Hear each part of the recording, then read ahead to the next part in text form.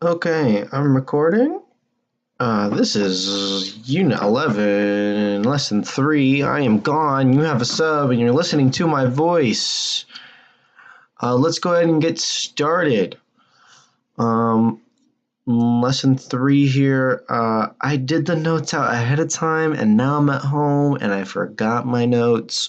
So I am doing them all over again from scratch for you guys live right now. It won't be live when you're watching this, but here I am in live action doing the notes. Quadrantal angles. At this point, we've already talked about angles in lesson 2. I'm thinking about what you will have done. We haven't done lesson 2 at the time of me recording this, but we will have done lesson 2 by the time you're listening to this. And we saw how angles open up, right? They start on the x-axis and then they open up in a counterclockwise fashion. Quadrantal angles are a specific type of angle that's like that. They are angles. Oops, I need a pen. Angles, let me zoom in. This is going to be interesting. Angles whose terminal side is on the x or y axis. Okay? So here's our little diagram over here. Some examples of quadrantal angles would be like this guy, because this is the terminal side here that I'm bolding, and it's on the y-axis. Or change a color here. This guy here would be a quadrantal angle opening up all the way around. That one would be 270 degrees, the red one being 90 degrees. Again, the terminal side here, which I'm bolding, is on one of the axes, okay? So it's these nice even numbers, 90, 180, 270, 360, and then I could continue on, 360 plus 90, 450, and so on and so forth, all right? So it's when it lands even on those axes, basically, okay? So here's our little table of those quadrantal angles, 90, 180, 270, 360, and 0. What are the trig values here? Sine is 0. Oops, I just erased that. Sine is 0, and cosine is 1, and tangent is 0. Tangent, by the way, I might have mentioned this already, but tangent, by the way, is sine over cosine. That's how I know what tangent is so quickly. And thinking about our points here, I'm going to go ahead and erase my angles here. If you can erase, that would be great. But I'm going to think about our points. This point out here is 0. No, it's not. It's 1, 0. This point is 0, 1. This point here is -1, 0. This point here is 0, -1, and each of them is cosine, comma, sine. Okay? Those points on the circle tell me the value of sine, cosine, and tangent.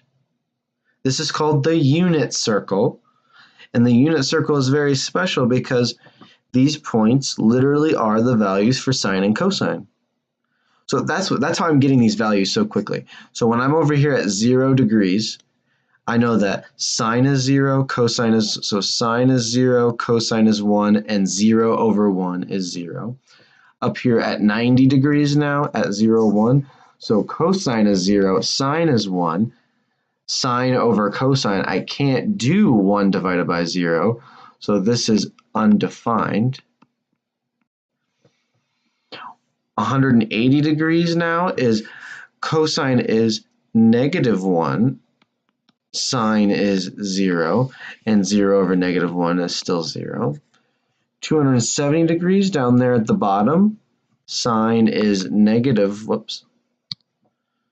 sine is -1, and cosine is 0. Again, I can't divide by 0, so undefined. And 360 degrees, which is all the way back around to 0, 0, 1, 0.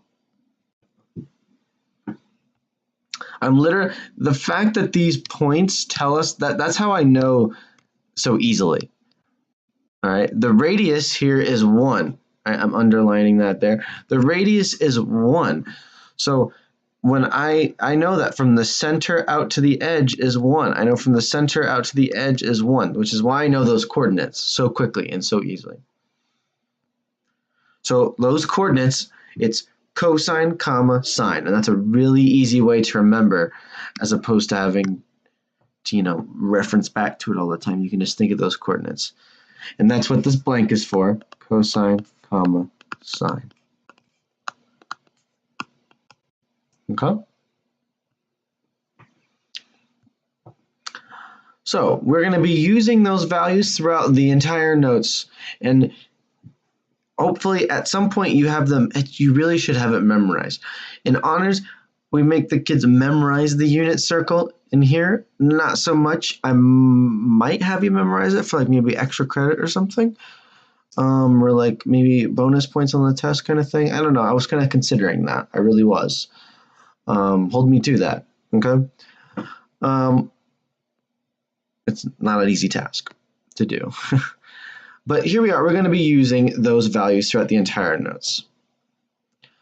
So I'm going to be scrolling back and forth for a little bit, but eventually I'm just going to move on because I have them memorized, all right? But I'm recalling these values up here the entire time. So cosine of 0 is 1, so 5 times 1 minus 2. Sine of 90 is 1, so 5 times 1 is 5. 2 times 1 is 2. 5 minus 2 is 3. These problems are just forcing you to try to memorize those values.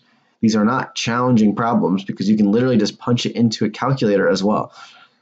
Right? Don't be afraid to use your calculator, but if you have them memorized, it's even quicker. Right? If you don't have to use a calculator, it's even quicker because the act of typing this in is time consuming, especially if you don't type it in right. Cosine of 180 is, scrolling up, cosine, you can see there, is -1. And when you square -1, because it's cosine squared, when you square -1, you get +1. 3 times 1 is, 3 again. 5 times tangent of 0. Tangent of 0 up there is 0. So 5 times 0 squared. Well, 5 times 0 is 0, so 0 squared. And 0 squared is 0. Minus 3 times sine of 270. You might got to scroll up. I'm scrolling up just to show you. Sine of 270 is -1. So -3 times -1, +3, 0 plus 3. Wow, we have 3 again. Sine of 90 is 1. 1 squared is, hello? Did this just die on me? There we go. 1 squared is 1. And cosine squared of 0, so cosine of 0 is also 1. And 1 squared is 1. 1 minus 1 is 0. Just some quick practice with those values. And you can punch, I used, again, thinking about this circle over here,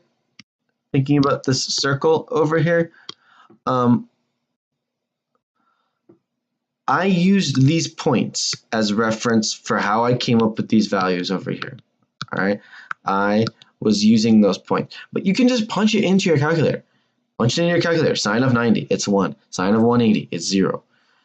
If the points on the circle don't make sense, I'd like you to try to make it make sense. All right, it is a circle with a radius of 1. So from here to here is a distance of 1. So this point is 1, 0 because I didn't go up or down. It's a radius of 1. So if I go straight down, it's -1. And I didn't go left or right, so 0. And these points are directly the answers for these guys over here. These points, this point tells me this answer. This point tells me these answers, right? In order to quickly determine the sign of a trig function, use ASTC. All trig functions are positive, sine is positive, tangent is positive, cosine is positive. So this is just a little trick for quarter 1, quarter 2, quarter 3, and quarter 4. I don't particularly like the way this page is formatted.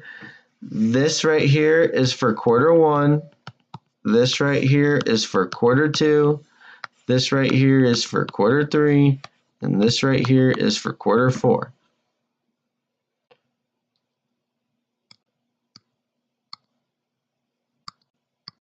So let's say a little bit more. If all trig functions are positive, here's what I'm going to do. I'm going to do sine, cosine, tangent, okay?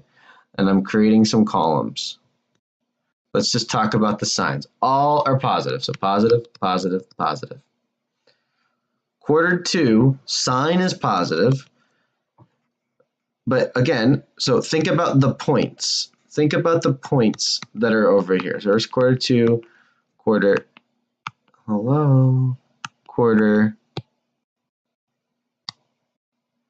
3, and quarter 4. Think about the points. These guys over here, x is positive and y is positive. These over here, these are negative x values on the left and positive y values on the right. It's an xy coordinate, which tells you the value of cosine and sine. So if the y values are positive, that means sine is positive. So we are positive on the upper half, right? I'm going to erase this, or do I have an undo button? Yeah. So all of this up here is positive y values. So that's why sine is positive up here, because these are positive y values. So that means down here in quadrants 3 and 4, sine is negative because those are negative y values. Negative, negative. On the right half, these are positive x values, which means cosine is positive. These are positive x values, so that means cosine is positive. So cosine is positive for quadrant 1 and quadrant 4. But on the left side, those are negative x values, meaning cosine is negative. These are negative x values on the left, meaning cosine is negative. So negative, negative. And tangent is sine over cosine. So a positive over a negative is negative. A negative over a negative is positive, and a negative over a positive is negative. But it all comes down to the points, okay? Going back up to this unit circle here, the points tell you everything you need to know. That's what I was trying to compare here, right? Imagine this unit circle being on here. What are the points? What are they telling you? The points literally are the values of the trig functions. That's what's so cool and special about the unit circle. The points are the values. So what do those points look like? X and Y are both positive in this quadrant, hence positive, positive over here for quadrant 1. Y value is positive here, but negative for the X value, which is why it's positive, negative for quadrant 2. Both are negative down here in quadrant 3, so that's why it's negative, negative. And then over here, we have negative y values, but positive x values, which is why cosine is positive, but not sine. So to determine the quadrant that satisfies the situation, my little table here in the top right, I'm going to try to keep that on the screen, is going to be a lifesaver. Truly a lifesaver. So where is sine positive and tangent is negative? Looks like quadrant 2. Where is sine negative but cosine is positive? Looks like quadrant 4. Where is tangent positive? Quadrant 1 and quadrant 3. Super quick, right? Utilize that table. Sketch the angle in standard position and give the signs for sine, cosine, and tangent. So here's my quick little XY axes. Then I'm going to change colors for my angle. Come on. So I knew that was going to happen. Please go back. I think the battery must be dying.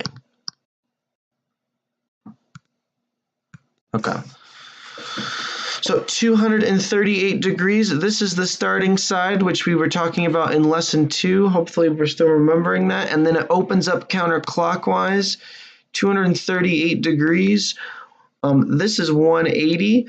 180 plus 90 is 270. So 270 would be all the way, hopefully you can you see my little cursor moving on the screen? Maybe you can, maybe you can't, I don't know.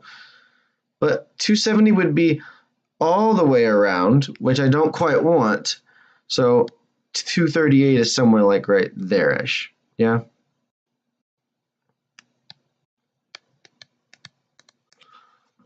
And give the signs for sine, cosine, and tangent. So that point is a negative x and a negative y, right? I don't know what the exact coordinate is, but I know that x is going to be negative and y is going to be negative. I'm not even going to write negative x. Let's just write negative comma negative. Does that make sense? This is going to be a negative number, and that's going to be a negative number, okay? So that means both sine and cosine are negative. But a negative divided by a negative is a positive. So sine, again, tangent is sine over cosine. Please remember that. That is a lifesaver. Sine over cosine is equal to tangent. Okay?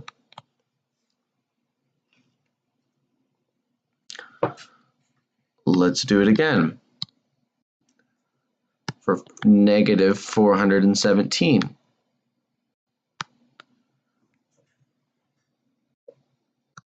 So negative 417 means we actually go in a clockwise fashion. So I'm starting here and going, this would be 360.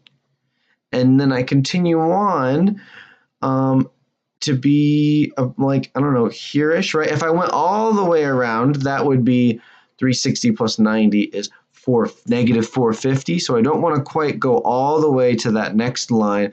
So like somewhere there-ish. So what is that point like? It's a positive x value, but it's a negative y value. So that means cosine is positive, sine is negative, making tangent also negative. Another way to think of that is just to look up my chart that I made. What quadrant are we in? Quadrant 4. What did we say? Sine is negative, cosine is positive, tangent is negative. You can just look at that table since we're in quadrant 4.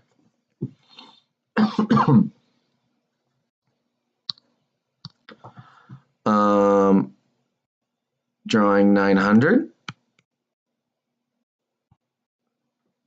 900 is, well, one time around is 360, another time around is 720, and then 720 plus 180 is 900.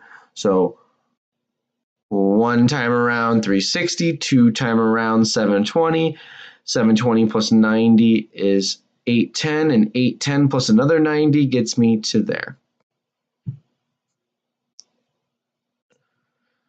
So what point is that? We actually know the exact point. That is negative 1 comma 0. Right? Flashing all the way back up to here. That's one of our quadrantal angles. It's literally on the x-axis.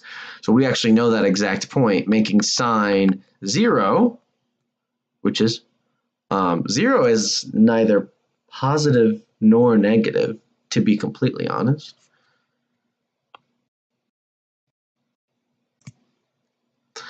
Cosine, if you just write positive, that's fine, because there's no negative sign. But technically, 0 is neither positive nor negative. Cosine is negative and tangent is, again, technically neither, because 0 is neither positive nor negative, but we'll say it's positive because, again, 0 doesn't have a negative sign on it, and you probably associate that with positive.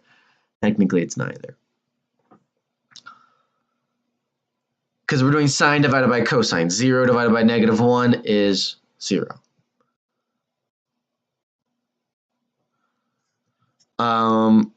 One more time here. Negative 663 degrees. I'm gonna break out my calculator. Kind of what I'm doing in my head is I'm thinking, what's a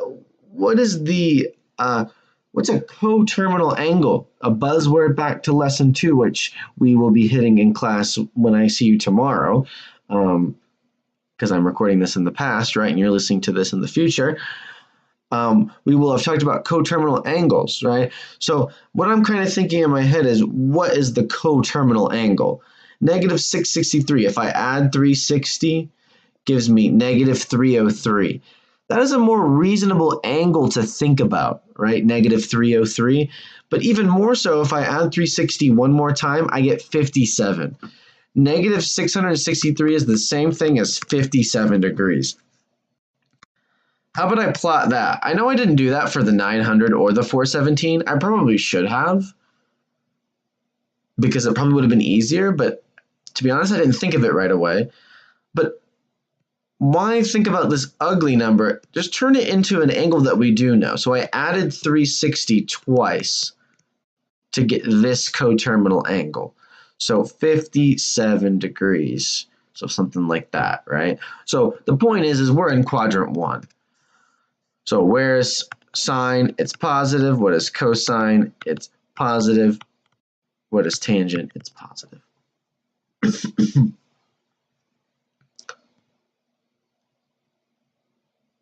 All right, last few.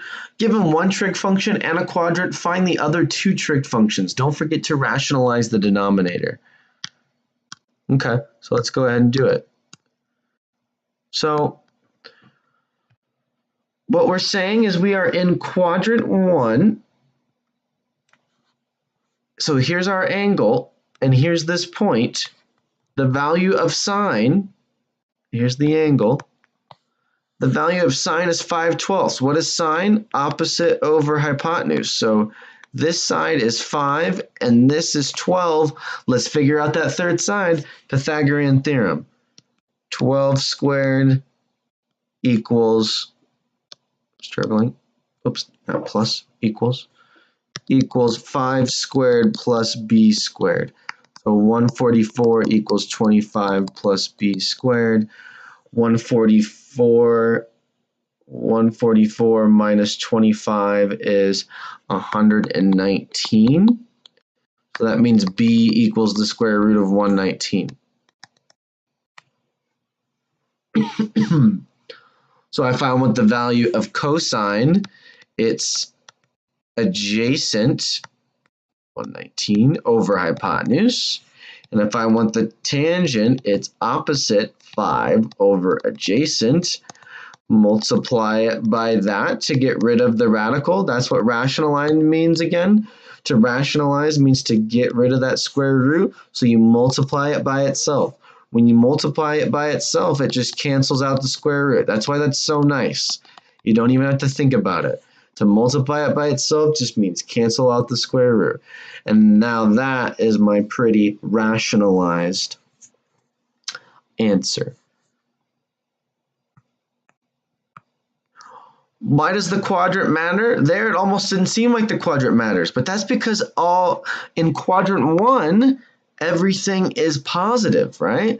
In quadrant 3, though, what do we know? Do you remember about what we know about quadrant 3? What are the signs like in quadrant 3? Maybe take a minute, take a second to think about that. They're both positive here. Think about how we're circling around. They are both negative here, right? Negative x values, negative y values. So cosine of theta is negative 3/5. So here's this angle in quadrant 3. So when I create that triangle, here's theta. That means this is -3 and this is 5. Because the radius will never have a negative value. That doesn't make sense, right? It's just a distance from the center to the point, right? From the origin out here to the edge is 5 long. But we're going -3 to the left, and then -3 squared plus b squared equals 5 squared. So that's 9 plus b squared equals 25. So b squared equals 16. So b equals 4. But we need to be smarter because it's actually -4 because sine is negative, right? It's going down. So sine is equal to opposite, which is the -4 over 5. Cosine we already have, and tangent is opposite, -4 over adjacent, -3. The negatives cancel out 4/3. The fact that it was quadrant 3 was very important and affected our answers. The fact that it's quadrant 3 tells me that that is also negative, right? And that this is negative.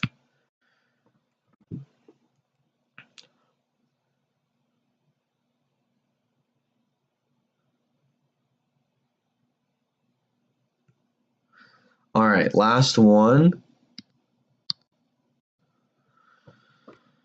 Tangent of theta equals -8/3. We're in quadrant 4.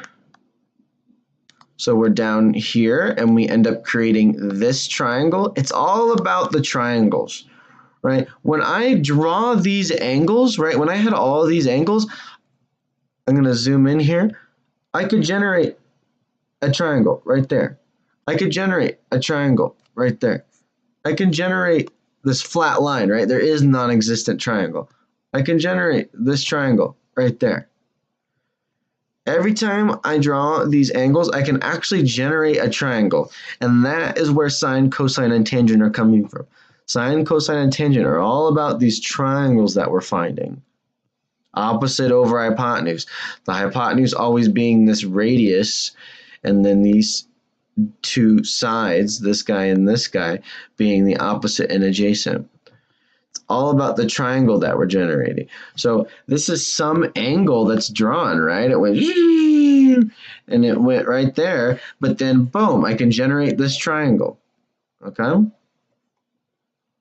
So opposite is, if we're in quadrant 4, by the way, which one is positive and which one is negative? The x values are positive and the y values are negative. So the negative portion of this is -8, and this is a +3. It's opposite over adjacent. So the opposite side is -8 and the adjacent side is +3. So let's go ahead and get that third side.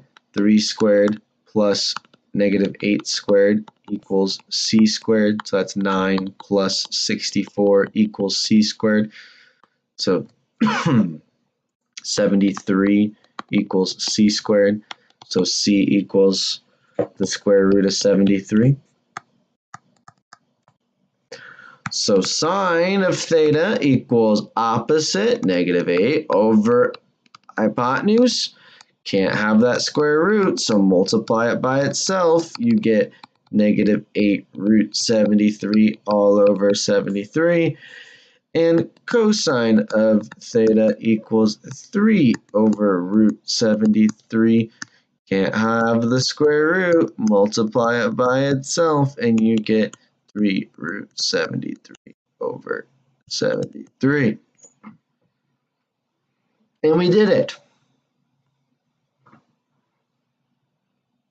Okay? It's all about the triangles. See the triangles. And this point, let me change colors so you can see what I'm doing here, because I know there's a lot on the screen. This point here, this point here, this point here. That's the defining characteristic of it all, right? This point here, this point here, this point here. Where are we landing? Where are we ending, right? And up here, this point here, here, here, here, right? Where are we landing? That is what's important because it defines the triangle, right? That defines the triangle. Whatever that coordinate is, x, y, right? Let me draw a generic picture right down here at the very end. Whatever that coordinate is, it's x, y. That's the defining characteristics of the triangle. We know that this is x long and this is y tall. This point here is just telling you everything. Because then, oh, I have the opposite. Oh, I have the adjacent. Oh, I can solve for the hypotenuse.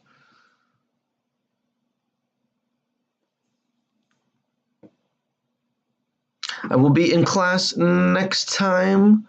If you got a question, shoot me an email. I am within reach. Please do the practice. Please do the Google quiz. If you didn't do the last one, do that one. It's still up. Like I said, just shoot me an email if something didn't make sense. I'm just kind of scrolling to see if there's any last minute things. Use your calculator. Use my table.